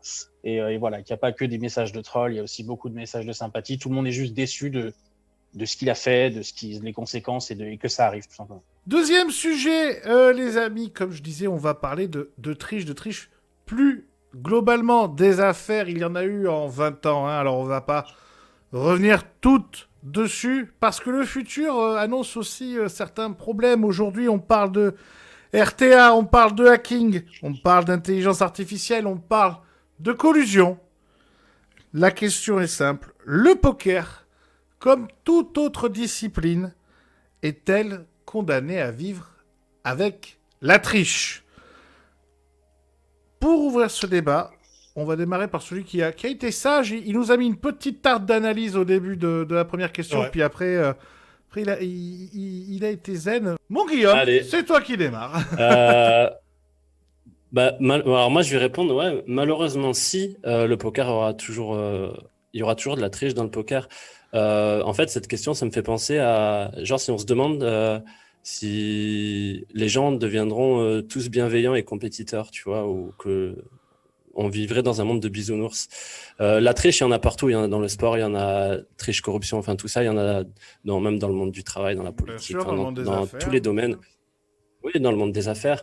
Non, ça, pour moi, c'est vraiment une utopie de penser qu'on peut vaincre la triche dans le poker. Après, c'est de voir, ce qui peut être intéressant, c'est de voir comment justement les rooms réagissent à ça. Et on a très peu de transparence, nous joueurs, par rapport à tout ça, évidemment, parce que s'ils dévoilent leur technique, ça pourrait forcément ramener de nouveaux systèmes pour le hacking et toute forme de triche. Donc, ouais, voilà. Sur ça, moi, ça me semble la question, c'est oui, il y aura toujours de la triche et c'est tout à fait normal. Illico. Moi, je vais reprendre un peu ce qu'avait dit Clément sur la première question. Et pour moi, il y a différents niveaux de triche. Et ça, c'est quand même super important. C'est-à-dire que quelqu'un qui va, par exemple, céder de ses ranges à côté, pour moi, même si c'est considéré dans les conditions générales des sites comme de la triche, finalement, c'est quelqu'un qui se sert d'outils pour être plus performant. Mais son but, c'est pas de s'allier avec des gens de la table, par exemple, comme de la collusion, pour vraiment aller déstacker tout le monde. En cash game, par exemple, j'ai entendu beaucoup d'histoires comme ça se faisait, que ce soit en live, online. Et d'ailleurs, petite parenthèse aussi, j'ai vu beaucoup de réactions, notamment sur le CP, qui disaient le online, c'est pourri, etc. En live, il y a autant d'histoires, voire plus. Donc, faut pas croire que en live, tout beau et tout rose, il y a de la collusion aussi, il y a du chip dumping, etc. Mais il y a même maintenant entre les deux, c'est-à-dire du live qui passe aussi un peu par le online avec Mike Postle, par exemple, quoi. Ouais, tout à fait. L'affaire est live mais ça passe par le côté streamé en online, quoi. Bien sûr, mais je pense que dans un futur plus ou moins proche, les téléphones pourront amener à être interdits en live, justement parce que finalement en live, est-ce que c'est de la triche ou pas de céder par exemple des ranges qu'on a sur téléphone, ça peut être des tableaux de push par exemple, assez faciles à avoir sur des applications. Et donc du coup, pour finir, je pense que ma réponse, c'est oui. On va devoir, comme plein d'autres domaines, vivre avec la triche. Mais je pense qu'il y a des triches beaucoup plus importantes que d'autres. La triche des ranges d'open préflop, on peut rien y faire. C'est incontrôlable, à part si on met des caméras devant tout le monde. Mais va demander à la personne qui joue une fois par mois de mettre sa caméra quand il est en peignoir, il a envie de faire sa petite session tranquille. Par contre, la collusion, etc., l'intelligence artificielle en direct pour d'aide à la décision, ça, c'est des choses qu'il faut bloquer parce que ça peut vraiment détruire le système. Adrien, tu voyais que tu voulais revenir dessus. Oui, non, mais c'est ce que ça me fait rire, parce qu'en fait, les gars, est-ce qu'on est censé avoir peur d'un mec qui a besoin d'une range d'open preflop? C'est forcément un mec qui sait pas jouer, qui est pas un joueur gagnant. Donc, oui, mais sur des petits buy-in, ça peut aider fortement. Oui, mais un mec qui triche mais qui perd de l'argent et qui joue mal, moi je veux dire, je m'en fous, je peux le laisser tricher si tu veux. Je sais pas, l'idée c'est que ça nuise aux autres. Je pense pas que un mec qui sait pas quel range doit shove dans telle exposition, c'est pas Bref, non mais ça c'est un détail. Mais surtout que par rapport à ça, je voulais dire par rapport à tout ce qui est range d'open et tout ça, c'est que le mec s'il applique, ça c'est un peu plus technique, mais s'il applique les ranges bêtement, Bah, Non, mais il y a, c'est il y a pas que- opti non plus parce qu'il y a Ouais. plein de variables à côté, donc Non, mais dont il n'a pas connaissance forcément. Non, mais tu il y peux a- appliquer les ranges aussi post-flop, tu peux avoir des screens de Pio et savoir que sur tel board, il faut faire ça. Ça, excuse-moi, Ouais. mais je pense qu'il n'y a pas énormément de joueurs qui savent quels sont les différents sizings qu'il faut appliquer sur différentes textures à différents stack size. Alors Mm. oui, là, c'est Je encore donne autre chose. l'exemple des Bah oui. ranges, ça peut aller plus loin. Tu vois, tu peux avoir 3 écrans autour de toi. Si tu as tout ce qu'il faut faire dans chaque spot, finalement, c'est de l'aide à la décision. Et là, c'est quand même. Mm. Bah, Non, Ouais, mais dans ce cas-là, ouais. laissons soin à YoViral de faire croire aux gens qu'avec des ranges de chauve, on peut savoir gagner de l'argent au poker. Laissons faire croire ça aux gens. Laissons-leur leur tableau de chauve avec 15 blindes et s'ils pensent qu'ils vont gagner de l'argent. Le mec, à chaque émission, faut qu'il se fâche avec 5 ou 6 personnes. Là, il a Non, décidé de se mais non, fâcher mais avec toute c'est- une c'est communauté et YoViral. C'est juste pour faire comprendre que des tableaux, ça aide, mais ça aide à progresser. Mais tu vas jamais crush rien bien si sûr. tu Ouais. penses que juste tu connais si t'apprends à juste faire des ranges. Le poker, c'est quand même bien plus complexe que connaître des ranges préflop. Mais bref. Mais bon, reprenons cette question, Loïc. Ben, en fait, tout simplement, le poker, je pense que c'est le jeu qui ressemble le plus à la vie. Enfin, il y a là où on pourra avoir plein de rapprochements avec la vie. Donc, évidemment qu'il y aura de la triche partout. Et en plus, on rajoute l'effet argent. Donc, si en plus tu rajoutes à ça le fait que c'est un jeu d'argent, bon, bah là, voilà, tu mets de la vie, de l'argent et des mecs. Bon, bah, il y aura toujours des histoires de triche, toujours des mecs qui vont essayer de baiser les autres. Donc, voilà. Après, comme tu disais, je crois que c'est Cédric qui disait, ce qui est intéressant, c'est de voir comment les rooms vont apprendre à s'adapter. Bah, ils vont s'adapter, ils vont réussir à protéger différentes choses. Mais c'est comme dans la vie. Moi, il y a 20 ans, mon père, il savait comment avoir les codes Canal+, en faisant des trucs bidons. Aujourd'hui, c'est grillé, mais il y a d'autres façons. Et ça va avancer comme ça aussi dans le poker. Aujourd'hui, il suffit de multi-account pour gagner des 2K, apparemment. Mais dans 10 ans, ça sera un autre délire. Il faudra savoir faire un autre truc. Voilà. Mais en tout cas, les sites vont toujours essayer de parer ça. Mais il y en aura toujours. C'est une évidence. Le poker, c'est la vie. Et dans la vie, il y aura toujours des... Voilà. C'est un peu comme les virus sur Internet. C'est virus, antivirus, virus, antivirus, nouvelle Oui, c'est ça, adaptation c'est ça. constante et ça continuera comme ça Ce tout le sera- temps. Et pour la triche au poker, ça sera pareil. C'est sûr. Et- Comme dans la triche dans n'importe quel domaine au final. Hein, c'est... Ok. Oui. Allez, Ouais, je voulais rajouter quelque chose. Vas-y, mon Clément. Bah, la réponse, comme toutes les autres disciplines, il y aura toujours de la triche. La différence, quand même, qui est importante, c'est que je vais prendre par exemple les échecs ou Counter-Strike. Si jamais je tape sur Google maintenant hack, aimbot, Counter-Strike ou même aux échecs, je peux tricher en live ultra facilement. Le truc, c'est qu'avec le poker, pour tricher, j'ai pas vérifié, mais si tu tapes sur Google RTA poker, ça m'étonnerait que tu trouves quoi que ce soit pour pour jouer. Il y en a. Hein. Alors, enfin, Ben oui, il y en a. Enfin, je vais te dire, il y en a au moins un, ça j'en suis sûr. Parce que justement, il y a quelques mois, il y avait, et moi je savais pas ce que c'était les RTA à l'époque, il y avait une marque qui m'avait contacté pour me sponsoriser et sponsoriser des émissions, avec ça en publicité. Et moi je comprenais pas, tu vois, et donc j'ai fait vérifier à des potes à moi joueurs, bah, je sais même pas, je vais peut-être envoyer à Alexis d'ailleurs, enfin je l'ai envoyé à Ah, c'est un pote joueur, ça, Alexis. Ouais, non, mais tu vois, des gens qui savent jouer, quoi, tu vois. Non, Et des les- potes écrivains. Joueur. Et tu vois, je l'avais envoyé Ah, à... il est team pro, on va. Bah non, Non, je mais sais je pas l'avais exactement. envoyé, tu vois, je crois que je l'avais envoyé à Chance aussi, etc. Ils étaient tout ça, mais attends, mais ça, c'est de la triche, c'est du RTA, donc bref, ça en était resté là, mais la preuve que les mecs, ils ont plus de problème, tu vois, ils veulent promotionner, ils veulent payer des gens pour être promotionnés. Ouais, c'est ouf. Ça s'appelle Puis t'as aussi NZT, je crois, ça s'appelait NZT Poker, un truc comme ça. Je crois que je l'ai vu passer aussi. Ça. Tu vois c'est... Donc, ou NTZ, je sais plus, mais enfin Oui, bref. puis pour le live, t'as aussi des vidéos de mecs qui manipulent les cartes pour tricher avec le deck, tout ça. Enfin, t'as tout ça aussi. Alors, c'est pas du online, mais tu as tout ça. Mais t'as aussi des vidéos de savoir comment fabriquer une bombe. Hein. C'est ouf, et c'est comme ça. On est dans un monde aujourd'hui. T'as des trucs comme ça, gentiment. Bref, je t'ai coupé, mon Clément, excuse-moi. Non, c'est juste que j'ai l'impression que dans le poker, c'est beaucoup plus difficile de tricher que dans les autres disciplines. Et je pense que ça, c'est le cas en high stakes, mais je pense pas qu'en low stakes, déjà, ce soit très intelligent de tricher. Et je pense que... Mais ouais. Pour relancer un truc là que tu disais, Clément, c'est très intéressant. Alors, Bobot, toi, pour bien situer, tu es un joueur qui est arrivé chez Nutser il y a 1 an et demi. À force de travailler, tu es devenu le capitaine de la team Nutser. On parle de plusieurs centaines de milliers d'euros de gains. Clément, toi, tu as cofondé avec Ben Chalot la team ATM. Là aussi, très grosse équipe. On parle d'une équipe qui a dépassé, tu me diras si j'ai pas de bêtises, le 1 million de gains cumulés, c'est ça ? Ouais. Il y a un petit ronronnement qui a tourné pas mal sur le CP, même aussi sur les réseaux. Ouais, mais ils sont en équipe. Donc attention, ça veut dire forcément qu'ils trichent. Il y a même, j'ai vu pendant un live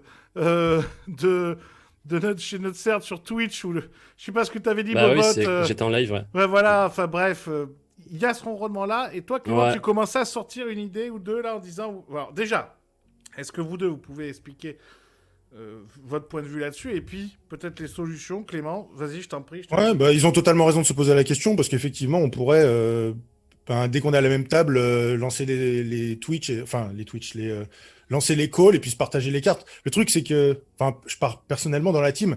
Si jamais on peut défoncer un mec de la team et lui montrer et lui écraser la merde au nez, ce qu'on va faire. Donc ça, Ouais.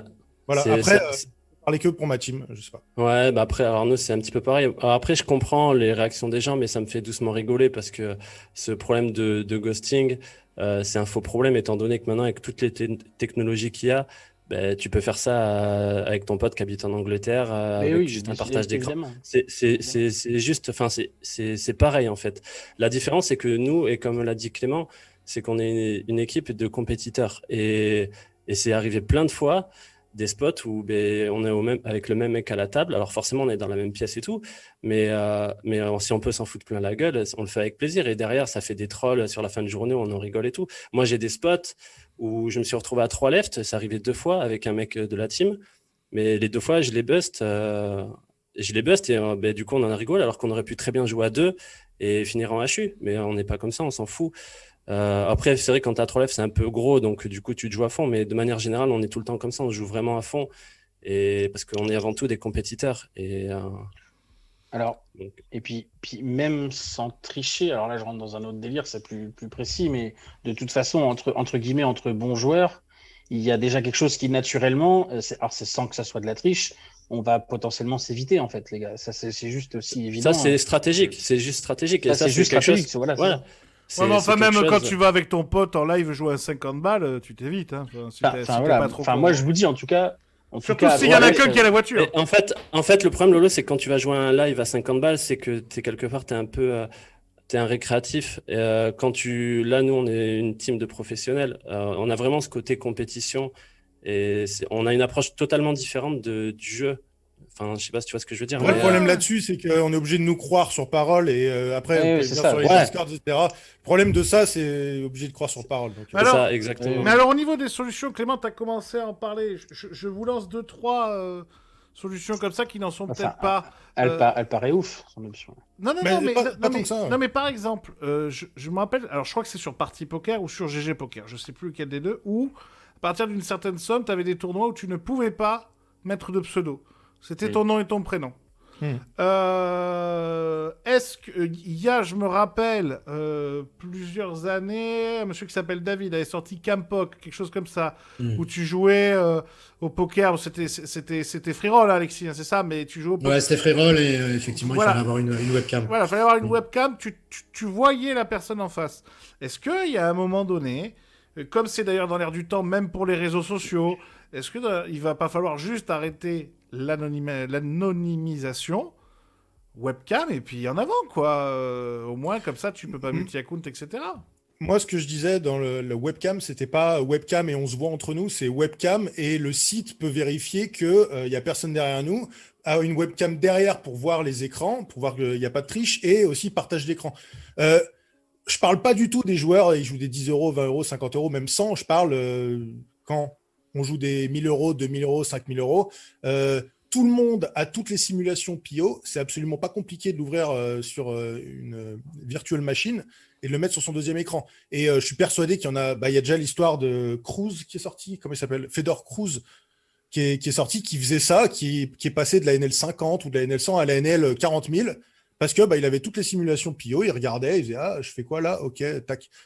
Ouais. Moi, je dis pour les super high stakes ou pour les high stakes, si t'es professionnel, moi, j'en ai absolument rien à faire de partager tout ce que j'ai. Il s'est fait balancer par un de ses colocs, je crois, Ouais. Fedor Cruz. Sinon, ça serait jamais su finalement. Ouais. Alors, j'ai pas compris, moi, il faisait quoi en fait? Il vous disait qu'en fait, à chaque coup qu'il jouait, il avait le raisonnement, c'est à côté? En fait, J'ai quand pas tu as compris. PIO, tu peux simplement, si tu as run, on va En dire. simultané? Non, pas en simultané. En fait, tu as déjà tout run. Tu choisis D'accord. ton flop d'une situation. Ensuite, tu choisis les sizing et ensuite, tu as juste à suivre. Putain, mais Ok. c'est trop beau. On peut se le récupérer où pour tricher ce truc? Mais en plus, enfin, ça, c'est Mais valable t'es un que. malade. Ça, c'est valable que quand tu joues en NL, je sais pas combien, parce que tu es une table ou deux. Dès que Ouais, tu mais il joues peut genre en ce cinq. moment jouer des grosses NL. Il a pris grave. Putain, mais moi, putain, mais moi, je connaissais alors je sais plus son nom, mais c'était un mec que je jouais il y a pas mal d'années alors, je raconte une anecdote, hein, en heads-up des glingos. Et haute limite sur Wina, à l'époque, avant les expressos, il y avait, ça tournait de fou, les heads-up des glingos. Et il y avait un énorme reg qui était parti. Alors en plus, c'est vrai, hein, je connais pas son nom. Mais bref, et je sais qu'il avait fait développer un logiciel. Lui, il avait payé très, très, très, très cher pour avoir en temps réel. Enfin, c'était un truc de fou, quoi. En temps réel, les décisions à prendre en fonction des stacks et tout des mecs. Ouais, c'était un truc Et dynamique, quoi. c'est un Ça, c'est truc de de la fou. grosse triche, ouais. Ah ben c'est de la full triche de mutant et je peux vous donner un chiffre, il avait monté plus d'1 million sur le .com C'est bien, en on va. heads up 500 € comme ça. Mais en plus je m'en fous, je connais ni le nom ni je sais pas qui c'est, je connaissais son pseudo à l'époque mais je me souviens même plus. Et bref pour dire qu'effectivement ces trucs-là pouvaient exister peut-être à l'époque, je pense que On je va, pense on qu'il y va en a de moins en rassurer moins le quand même. public et qui nous regarde, c'est bien. Ouais mais c'est pas le but hein. Est-ce qu'on est là pour rassurer les gens? Non, je pense pas. On est là pour dire ce qu'on sait, ce qu'on pense et voilà. Alexis, on t'a pas entendu encore sur. Non, non, mais moi je suis assez d'accord avec tout ce qui a été dit. Adrien a à un moment bien synthétisé les choses, à savoir que voilà, ça existera toujours, ça a toujours existé. Donc j'ai pas grand-chose à rajouter là-dessus. Ok, les amis, qui veut conclure sur le sujet? Y a-t-il Je pense autre qu'il y a chose? juste aussi des formats un peu plus en danger que d'autres. Par exemple, le tournoi aura toujours l'avantage Mhm. d'avoir tellement de stack size différents, de situations avec de l'ICM, des moments de tournoi, que ça sera quand même plus dur pour un Mhm. tricheur de tricher en tournoi que de tricher sur un sit and go, par exemple, ou en cash game, où les situations sont beaucoup plus répétitives et redondantes. Mais alors, le Voilà. pire, ça va être les expressos, alors. Parce que les Alors, expressos, juste, c'est- ouais, j'ai un truc, excusez-moi, il y a un truc, par exemple, que moi j'avais su sur Wina. Alors, je sais plus, je connais plus exactement les chiffres, mais on n'a pas trop parlé, c'est les bots, donc des trucs qui jouent tout seuls. Donc là, eux, c'était, je sais plus combien par semaine qu'ils en viraient, encore à l'époque où moi j'étais Team Pro. Je me souviens avoir discuté avec ça chez des gens chez Wina. Mais par contre, ils me précisaient un truc, ce qui était fou, c'est qu'en réalité, il y avait, je crois que le chiffre, c'était genre 90% des bots qui étaient perdants. Donc, comme quoi, c'est quand même très compliqué d'arriver à tricher réellement sur des trucs un peu ouf comme ça. Et même avec Voilà, le regback, ils étaient perdants ou c'était. Bah, en tout cas, non, mais j'ai pas les détails, les chiffres Ouais. et tout, mais le vrai chiffre, ça, il me disait, il y a 90% de bots connus que nous on grille qui sont des bots perdants. Donc, ça, tu vois, on parlait de rassurer les gens. Voilà, il faut se dire aussi que même des fois, on joue contre des bots qui finalement. Sont Attention, perdants. les bots Donc, peuvent pas exploiter autant qu'un humain, un autre humain. Les bots, ils vont être bons C'est parce ça. qu'ils vont être GTO, on peut pas les exploiter, mais contre quelqu'un qui a des grosses tendances, qui a des gros leaks, bah, l'humain, il sera a priori meilleur que le bot. Hein. Mm. Mhm. Pour une Heureusement. meilleure adaptation, ouais. Heureusement. Heureusement. Bah, il faut. Notamment en MTT, comme tu disais, parce qu'il y a beaucoup plus de timing, de choses à gérer. Mais effectivement, il y a d'autres formats. Voilà, les formats expresso qui sont plus short, plus rapides, sont sans doute un peu plus en danger. C'est ce que tu disais, je pense. Et le heads up, c'est encore pire parce que je crois que le heads up Le heads est up, complètement solve. Donc, si Ouais, bien sûr. quelqu'un a vraiment toutes les situations, bah, il est invincible en fait. Alors, il sera Moi, alors, forcément moins exploitant qu'un humain vs un genre récréatif, mais pour- vs un genre régulier. je viens de me souvenir de la fin de mon anecdote de tout à l'heure. Le mec que je jouais en heads up, là, qui machin, en fait, c'est un mec, c'était un reg que moi j'ai défoncé pendant, je sais pas, 100 games, 200 games, 300 games. Et vraiment, je le défonçais. Je me disais, putain, c'est trop cool parce que ça a l'air d'être un reg de la limite et je le déboîte. J'étais content. Et puis finalement, j'ai remarqué qu'au bout de 200, 300 games, il a commencé à s'adapter. Je commence à moins le battre. Et puis, bon, après, ça pourrait dire ça peut être le jeu, mais en réalité, non. J'ai appris après parce que j'ai connaissais le mec qui était en coloc avec ce gars qui m'a expliqué. Et du coup, il m'a dit, ben non, c'est juste que voilà, au bout de 300 games, il avait tellement d'infos sur toi, tellement de trucs, son espèce de logiciel de ouf qu'il avait fait développer là, bah voilà, il savait comment tout contrer chez toi. Parce que ce qu'un humain mettrait beaucoup plus de temps à s'adapter, bah lui, finalement, voilà, donc c'était un peu ardos. C'est le brag le plus dingue que j'ai jamais entendu. En fait, ce Ouais, qu'il ouais, essaye non. de vous dire, c'est qu'il y a que la machine qui peut le battre. Ah non, C'est quand même un pur Mais- génie, ce gars. mais Helmut aurait pas osé dire ça. Ah putain. Et pour rassurer les gens, juste, je pense que, enfin, de toute façon, ceux qui vont utiliser des bots ou des RTA, ça va être sur les grosses limites, ou en tout cas pas sur les 20 euros, clairement. Non, bah pour les bots, non. Pour les bots, c'est plutôt en NL10 qu'il y a des bots et pas en Icetex. Ouais, et puis même les RTA, moi, il y a Bah, pourtant, le bot sur les expressos, il joue quand même des grosses limites. Là, l'affaire Batmax avec Victor Ouais, M. sur les expressos. Sur les expressos, ouais. D'accord, et par contre, en cash game, c'est plutôt des basses limites. Bah, déjà, je pense qu'il serait grillé très rapidement. Je sais pas à quel point ça doit être compliqué de faire un bot GTO, j'ai aucune idée. Mais j'ai déjà vu, je sais qu'il y a des bots en NL10, des choses comme ça, mais ça fait longtemps que j'ai pas vu de bots. Ouais, puis je sais pas, même l'histoire de la RTA, moi, ça me rappelle quand il y a eu les. Ce qui est arrivé avec Seater et tout, la CD. Tracker. Les trackers, ouais. Quand les trackers sont arrivés, tout le monde a dit ouais, bon, non, mais c'est pour les pros. Enfin, c'est vraiment pour les gens qui grindent énormément. Le gars qui débute, il va pas. Putain, mon gars, maintenant, il joue de la NL 10 centimes et ils ont des trackers. Donc, tu vois, et en plus, parce que le tracker, les premiers, il valait, je te dis n'importe quoi. Attends, laisse-moi finir. Ça valait peut-être 500 € par an, tu vois, et maintenant, ça vaut 12 € par an, tu vois, certains logiciels. Donc, si le RTA, aujourd'hui, je te dis n'importe quoi, c'est 10 000 balles par an pour en avoir un, mais que dans 4 ans, le RTA, c'est 50 balles par mois, bah, même le mec en NL 10 centimes, il va se dire, bah, vas-y, je vais le Non, mais il y a prendre. une différence, c'est que le RTA, c'est pas toi qui joues, le tracker, c'est toi qui joues et qui prend les décisions. Mais enfin, j'espère quand même qu'il y aura des gens qui seront honnêtes et qui tricheront pas. Enfin, je pense pas qu'on soit. Si on voit une grand-mère qui perd son portefeuille, on va pas tous lui voler. Donc, ça revient. Pour moi, c'est pareil. Non. Adrien, lui, par contre, il laisse le portefeuille et il embarque la grand-mère. Non, C'est vraiment... moi, je réfléchis. Ça dépend du bruit que le portefeuille fait quand il tombe au sol. Tu mets le pied dessus déjà, tu regardes autour, on va. Attends, quoi, sur la grand-mère? C'est dégueulasse. Allez, on passe au dernier débat. Troisième et dernier débat, les amis. Illico Busto, on a un petit peu parlé pendant la première partie. Il a teasé la dernière question. Tous les médias poker, mais aussi les médias généralistes, ont parlé de l'affaire Ivan Dera avec la triche. Pourtant, il n'était pas forcément tout cela, ces médias généralistes, quand il a été champion du monde. Ma question est simple, là aussi un petit peu fataliste. L'image du poker est-elle condamnée à rester la même dans le milieu de la presse et donc vers le grand public, celui qui ne joue pas encore? Non. On commence avec l'homme de communication, Alexis, toi qui ouvre le bal.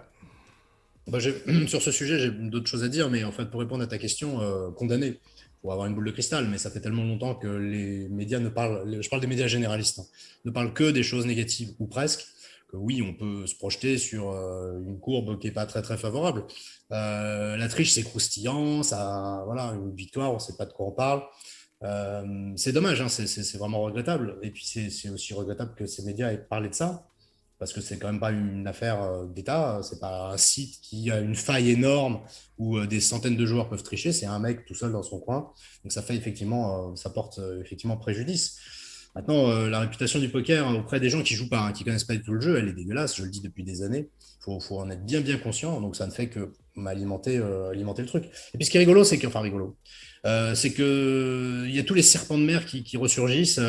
Alors ce dont on a parlé, les bots, est-ce que l'algorithme est vraiment aléatoire? Est-ce que les rooms sont pas complices, etc., etc. Donc ça ouvre, ça apporte de l'eau au moulin de tous les conspirationnistes du poker en ligne, quoi. Alors que ce qui est rigolo d'ailleurs, quand tu dis ça à propos des conspirationnistes du poker en ligne, c'est que les centaines de fois où on a entendu ouais non mais les pros vous c'est facile, vous êtes avantagés. Oui, bien Et en sûr. fait quand tu vois la courbe d'Ivan justement sur Wina Mm. ou même la courbe de Romain Lewis sur Ivan, sur Ivan, Sur chaque sub. sur Wina, ils sont clairement pas avantagés. Ouais. L'année où j'ai été Team Pro Winner, c'est la seule année où j'ai pas gagné de l'argent sur Winner. C'est pareil, donc c'est. Tu veux dire bref, qu'en ça, fait il y a complot mais à l'inverse, vous êtes désavantagés. Non, mais c'est juste que c'est drôle, c'est juste marrant que il y a forcément une explication, mais c'est peut-être parce qu'on est plus concentré sur autre chose, peut-être parce que j'en sais rien, parce que peut-être plus de pression, peut-être t'as envie d'être encore plus légitime, ou alors tout simplement parce que peut-être tu joues plus cher, j'en sais rien, mais il y a une explication. En tout cas, c'est bizarre, quoi. Et du coup, c'était drôle à l'époque d'avoir les gens dans le chat qui t'expliquent que t'es avantagé. Tu fais ouais, mais en fait, je suis toujours perdant. Non, en fait, non, à première vue, non, toujours pas. Alexis, je t'ai coupé. Bon, voilà. Ouais, non, tu m'as pas coupé, mais c'est pour résumer, tu l'as dit, j'étais à la com de PokerStars pendant des années. Les efforts qu'il fallait faire pour parler d'un truc ultra sexy, sympa, où il y avait de la compétition, du fair play, mettons aux Bahamas, dans des endroits où le PT passait, c'était quand même pas c'était pas Melun, hein, tu vois. Donc, malgré tout, il y avait une hostilité des médias. Non, ça intéressera pas notre public, ça c'est dans le meilleur des cas. Ou alors, non, il est hors de question qu'on parle de poker. Et ça arrivait vraiment très, très souvent. Et on a toujours des surprises. Je me souviens, on avait organisé le championnat de France de poker étudiant et le titre de mon communiqué de presse, c'était Payez vos études grâce au poker, un truc comme ça. Et bon, c'était un peu capitaliste, hein. C'était même. Yo viral, c'était Yo viral. C'était un peu racoleur, ouais, c'était un peu racoleur. C'était pas possible. Et ben, ça a été repris dans l'Humanité, qui est quand même le journal communiste. Donc on a des surprises, mais c'est très très très dur. C'est très très dur d'intéresser les gens au poker avec des valeurs positives. Mais excusez, je sais pas, je comprends pas. Le plus simple, c'est une évidence, c'est que c'est quoi le but d'un journal, d'un site, d'un machin, c'est quoi? C'est de la visibilité, c'est la visibilité et le clic. Ben, tout est répondu dans c'est dire que non, mais Ivan était champion du monde. Je suis d'accord. Dire qu'Evan Dera est champion du monde, mais tu as des trucs qui peuvent être racoleurs, justement. Un jeune de 19 ans gagne 170 000 euros au poker. Bon, bah, tu vas quand même peut-être cliquer, regarder. Tu vois, oui, c'est vrai. Tu as une façon de rédiger qui est quand même possible. Le paradis du poker sous les tropiques, c'est quoi? C'est le PCA à l'époque. Il y a quand même des angles. Je dis pas que le Figaro et le Monde vont parler du poker toutes les semaines, c'est sûr que ça n'arrivera pas. Mais quelques fois par an, il y a pratiquement zéro, quoi. Oui, c'est vrai. Mais comme tu as dit, aujourd'hui, les médias, 95% de ce qu'on entend, c'est des choses négatives. C'est pour ça qu'il ne faut pas écouter les journaux, parce que ça fait mal à la tête. Tu n'entends que des trucs négatifs, donc ça donne envie de déprimer. Je ne sais pas si c'est lié vraiment chez nous, parce que j'ai jamais regardé des journaux de pays voisins, mais voilà. Donc oui, c'est juste sans surprise que ça ait plus parlé d'une affaire de triche plutôt que d'une affaire d'un petit jeune bordelais qui a gagné. Enfin bref, on en a entendu quand même un petit peu, mais effectivement moins. C'est comme ça, c'est parce que les objectifs des journaux, c'est de vendre et de faire de la visibilité, et ça fera toujours plus de visibilité, ce genre de choses-là. Les dramas, ça fait plus vendre, hein, forcément. Oui, c'est sûr, c'est pour ça que c'est comme ça. J'ai juste nuancé un peu le truc quand même, parce qu'on dit que, vous avez l'air de dire qu'on n'a pas trop parlé de lui champion du monde. J'ai du coup fait mes petites recherches sur Google. Il y a quand même France Bleu, CNews et Sud-Ouest, donc j'imagine avec le fait aussi qu'il venait de Bordeaux, qui ont relayé le fait qu'il était champion du monde, qu'on fait un article spécialement pour ça. Je dis pas que c'est génial et que c'est assez, mais qu'il y a quand même des médias qui s'y intéressent. Et par rapport à ça, pour l'affaire Dera, du coup de triche, il y a BFM qui l'a relayé, notamment on a eu aussi LCI qui l'a relayé. Donc bien entendu, à côté, voilà, il y a quand même des choses positives qui sont relayées. Et moi, je vais dire un peu par rapport à ma génération, parce que je pense que je suis un peu le plus jeune ici. J'ai l'impression quand même que plus finalement on est jeune, plus on a une bonne image du poker, notamment grâce à tout le marketing qui a été effectué depuis quelques années, notamment avec Winamax. Moi, je vois beaucoup sur les réseaux sociaux, dans la tête d'un pro qui est repris. J'ai plein de potes qui ne jouent pas du tout au poker, qui regardent ces épisodes, par exemple, parce que juste, ils aiment bien l'ambiance, ils aiment bien ce qu'il y a autour. Et c'est quand même, ça donne une image, je pense, positive. Moi, quand je parle à des amis à moi ou dans mon entourage que je joue au poker, c'est quand même c'est pas la triche qui revient en premier, c'est plus l'addiction parfois, mais c'est pas la triche. Et je pense que le côté mafia, casino dans un sous-sol, c'était plus pour les anciennes générations que pour les nouvelles en tout cas. Ok.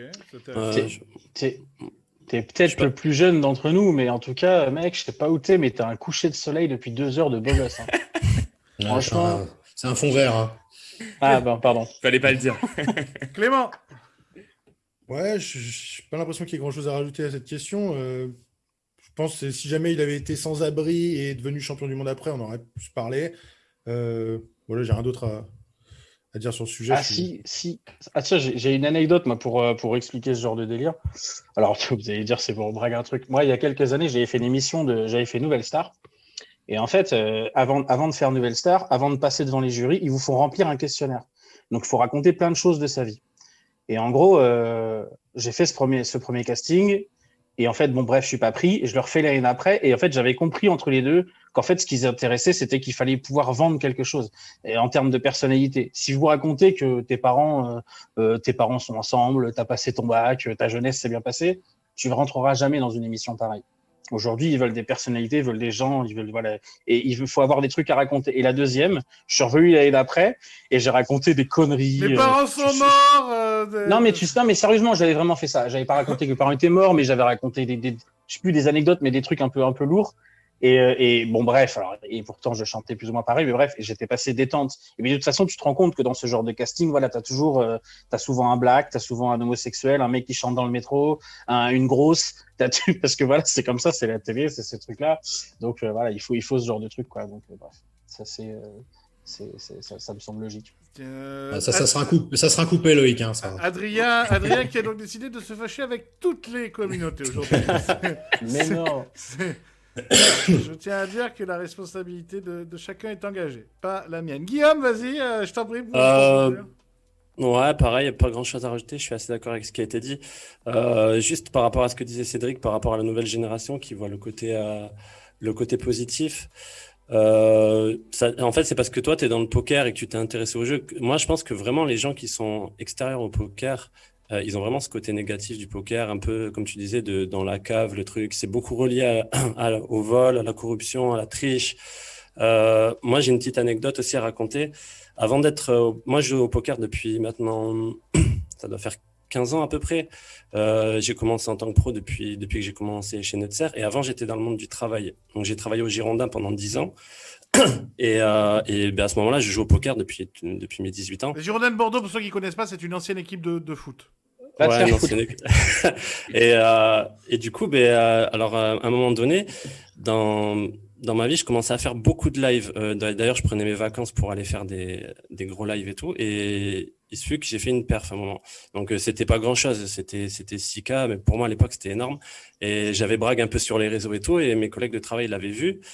Et quelques semaines plus tard, j'ai fait mon entretien annuel avec mon directeur de service. Et c'était assez dur parce qu'en fait, ce qui s'est passé, c'est que il m'a dit bon, écoute, on sait que tu joues au poker.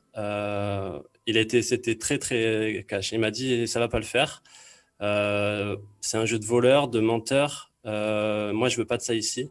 Donc, il m'a dit clairement, tu choisis, c'est soit le Girondin, soit le poker. Donc moi, comme je suis un tout petit peu con, j'ai dit ok, ça y est, on part en guerre. Donc j'ai pas lâché. Et puis derrière, c'était constamment. Déjà, c'était très mal vu en général dans mon travail, le fait que je joue au poker. Et à de nombreuses reprises, derrière, il a essayé de me licencier pour des trucs à la con. Par contre, là où j'étais intelligent, c'est qu'en gros, je savais que les Girondins, c'est pas n'importe qui. Ils ont quand même une image et qu'ils peuvent pas virer les gens comme ça. Mais c'est parti très loin. Hein. J'ai eu une fois, il a essayé de me licencier parce que j'avais un arrêt de travail qui était pas bon d'une journée, c'est parce que j'avais mal écrit la date. Et la DRH, elle s'arrachait les cheveux, elle disait non, mais tu peux pas faire ça, enfin, c'est pas possible. Et non, mais tout ça pour dire en fait que, encore aujourd'hui, le poker, c'est ça, c'est les gens ont une très mauvaise image. Et lui, il a associé ça à un jeu de voleur, de menteur, manipulateur. Mais il avait quel âge, cet homme? Moi, j'avais 25 ans à l'époque, il devait en avoir une trentaine. Donc Mais, c'était il y a 5 ans à peu près cette histoire, mais c'est quand même assez fort, tu vois, d'en arriver là quand même. Ah, bien sûr, mais de toute façon, après, c'est dur de faire des généralités de toute façon avec des exemples comme ça, mais et moi j'ai des exemples pour le coup. Je suis toujours en train de faire mes études, mais du coup j'ai fait pas mal de stages dans plein de grosses boîtes où pour le coup c'était hyper valorisant de se démarquer des autres en ayant cette passion. Et il faut aussi réussir à la vendre. En fait, c'est comme tout, c'est que si tu arrives et tu dis je joue dans des cercles, dans des parties privées un peu bizarres. Alors que si tu dis avec des gens qui vendent de la coke et ça doit être sympa. Ouais. C'est moi personnellement, en tout cas, j'ai rarement eu des retours négatifs, en tout cas en direct, et au contraire plutôt de la curiosité de la part des gens. Mais ça dépend à qui on s'adresse et comment on le dit. Et puis forcément, il y a des gens de toute façon qui vont être bloqués sur certains sujets comme partout. Il y en a qui va te raconter que son cousin s'est broke au poker, du coup faut pas y jouer. Ouais, c'est ça, les gens associent souvent ça aussi au truc. Moi, je connais quelqu'un qui s'est broke, qui a perdu sa maison, un truc au poker. Ça aussi, c'est une histoire qui revient très très souvent et il faut un blocage. Et dire que c'est à cause d'Ivan en plus. Ça, et plus ajoute à ça les médias qui sont un peu déséquilibrés dans leur gestion d'information, en bien et en mal. Et je pense qu'il y a aussi un problème, c'est qu'il y a un ancrage très très très très profond chez les gens. Et ça va mettre beaucoup de temps encore avant que le poker jouisse d'une bonne image, en fait. Je pense qu'on n'y arrivera jamais. C'est l'exemple type de ce qui vient de se passer. C'est qu'on mettra toujours plus en avant des choses négatives. Une anecdote, parce que tout le monde y a été de sa petite anecdote. C'est toi qui conclue. J'ai participé à pas mal d'interviews, soit directement, soit pour accompagner, mettons, Elki sur des plateaux télé ou peu importe, face à des journalistes. Et généralement, ils demandent les gains. Alors, Elki, il disait j'ai gagné 11 millions de dollars. Et tout de suite, mais systématiquement, la question qui vient, c'est d'accord, mais vous avez perdu combien? Voilà, vous voyez la réaction. C'est parce que ça rassure les gens. Mais systématiquement, On lui a posé cette question derrière le montant de ses gains. Et le pauvre, il était complètement désabusé. Il dit, bah, je gagne ma vie, quoi. Et en fait, s'il pose cette question, c'est parce que il considère comme absolument impossible qu'on gagne sa vie au poker. Et donc, à partir de là, bah, c'est le meilleur des cas. Hein. On ne parle pas de triche, on ne parle pas de salle en fumée, de mafia, etc. Donc, c'est juste quelqu'un qui s'inscrit dans une logique qui est team pro. Et ben lui, non, il peut pas. C'est inconcevable qu'il gagne sa vie en jouant au poker. Mais nous, on connaît tous ça, Alexis. Toi, bon, t'es pas joueur, même si t'as bossé dans le poker, mais nous, les joueurs, on connaît tous ça avec notre famille. À chaque fois qu'il faut expliquer à un membre un peu plus loin de notre famille, quand on a commencé, ça a toujours des anecdotes marrantes. Moi, je me souviens de je sais pas comment on dit, belle-grand-mère, la grand-mère du côté de ma compagne. Je saurais toujours le jour où elle m'a dit, bon alors, tu fais quoi dans la vie? Je dis, je savais que ça allait être compliqué. Je dis, bah, moi, je joue au poker. Et elle me dit, c'est bien, ça, les cartes. Je dis oui. Elle dit d'accord. Mais du coup, comme métier, tu fais quoi? Je dis oui, c'est des gens qui étaient agriculteurs et tout. Ils peuvent même pas l'entendre. C'est-à-dire que c'est même pas entendable. Ils comprennent pas. Le métier, c'est forcément un truc avec un dur labeur, etc. Enfin, puis même si tu leur expliques qu'il faut travailler, qu'il faut machin, qu'il faut truc, voilà, c'est pas entendable. Donc pour eux, c'est comme ça. On a toujours tous des anecdotes, je pense, à raconter à nos familles. Ça n'a jamais été évident de vendre. Il faut savoir être intelligent et avec le temps, ça passe toujours. Mais voilà, c'est jamais évident de vendre. C'est une activité très particulière et puis on est très peu au final. Des vrais mecs à en vivre vraiment, on est très peu. Hein. Bon les amis, c'était passionnant, mais après on va faire 4h30 d'émission. Je vous remercie encore une fois, tous les 5, d'être venus. Je rappelle, Illico, vous pouvez le voir sur le Twitch PMU Poker et chez Spin for Win. Le capitaine Guillaume Bobot, vous pouvez le voir sur la chaîne Twitch de Nutser. Tous les jeudis. Le grand patron. À 18h30. Le grand patron de la team ATM, lui, vous ne pouvez pas le voir car il vous méprise. Mais vous pouvez l'admirer. Sur Poker Academy. Voilà, sur Poker Academy.